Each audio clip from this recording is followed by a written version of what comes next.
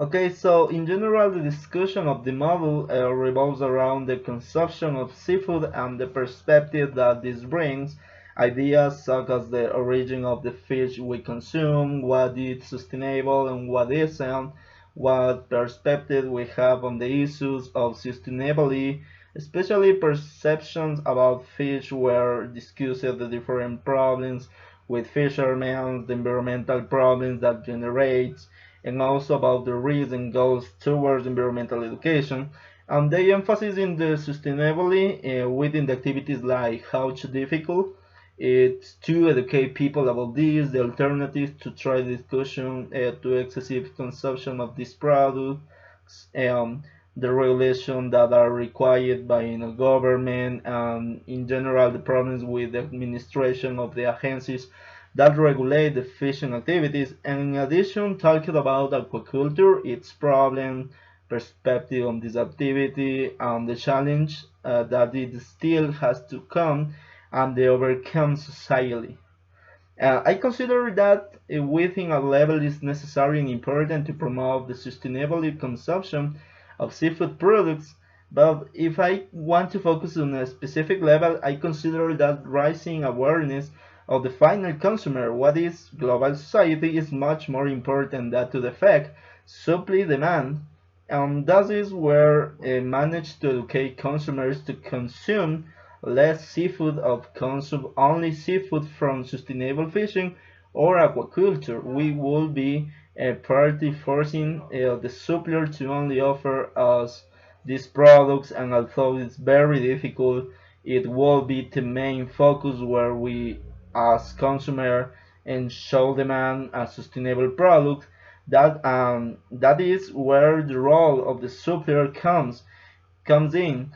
from fishermen to trades, and also the government with hard fishing regulation laws that shall be heavily loaded with wildlife conservation actions.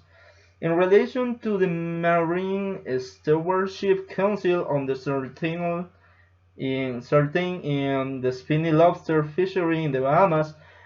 issues were discussed in the relation to laws to the implementation that cites the sustainable fishing standard establishes, the objectives that this has in relation to the correct management, and also how these models can help the conservation and care of locust population, and whether they are managed in responsibly way, and seeking to establishing a double approach of rule to help the main the maintenance of these organisms for the benefit of the people. And I consider that the implication of obtaining a seafood certification by fishermen rated that being a blind advantage. It's a very important and great responsibility, because the purpose of obtaining a certain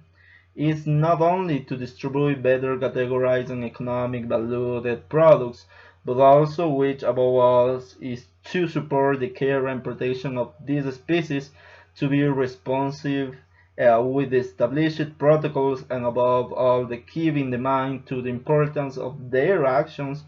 on the effect of care and conservation of these species. And finally, I consider that the three innovative and sustainable ideas implementing in aquaculture during this decade are the emergence of technology infrastructure and systems that help to optimize the operation of the aquaculture industries, making it more sustainable, eco-friendly, and less invasive and disrupting in the coastal marine ecosystems. Implementation of a regulatory institution, public policy framework that generates new laws that support aquaculture over wild caught to seek the caution of loss of marine diversity. And finally, the creation of talks, guide tours, and informative material focused on showing and communicating to the population how these activities carried out, which generates confiance and awareness in consumers to promote responsibility and sustainable consumption. Thank you.